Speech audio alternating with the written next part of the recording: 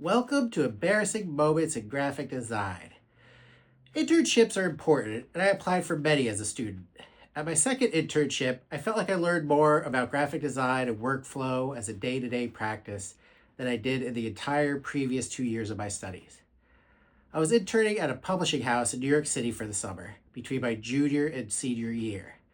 There was a suite of offices in a U shape, and my computer was in an open space attached to the scanner and angled so that my giant screen was the first thing everyone saw when entering the design department from the hallway.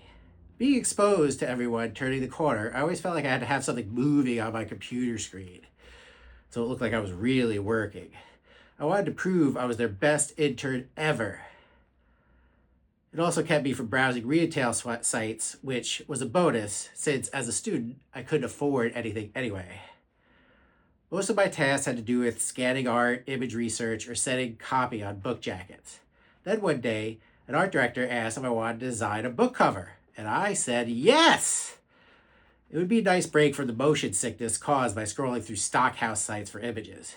Plus, my name would be printed on the back as my first design credit.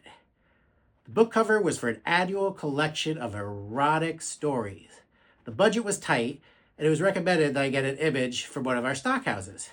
So back to scrolling I went. Except now, every time someone turned the corner, they would see a glowing screen full of naked people.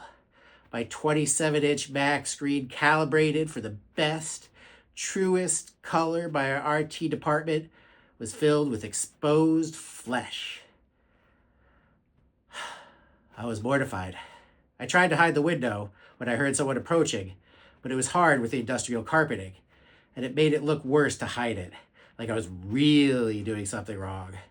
With a couple of people I tried explaining, shouting out nervously, "Ha ha! I'm doing research for one of our erotic books! Ha ha!" But drawing attention to it seemed weirder than trying to hide it. So I just braced myself every time someone came up behind me from the hallway. I hadn't noticed how often people popped into the department until now.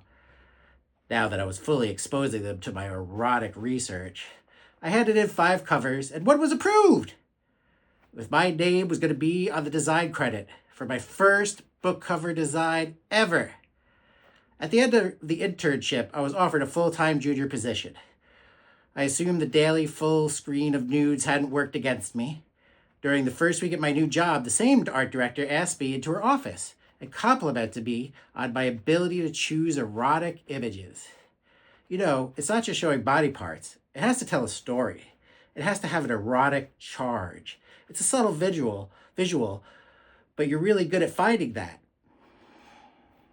Graphic design can be weird, I thought, but at least I have a job. She assigned me to design the next cover of the erotic series, and then I continued to design them for the following 5 years. But at least I had my own office with a computer screen facing away from the door. Well, thanks for joining me for another embarrassing moments in graphic design. And remember, design is serious, but life is not. I think I need to curb my mustache.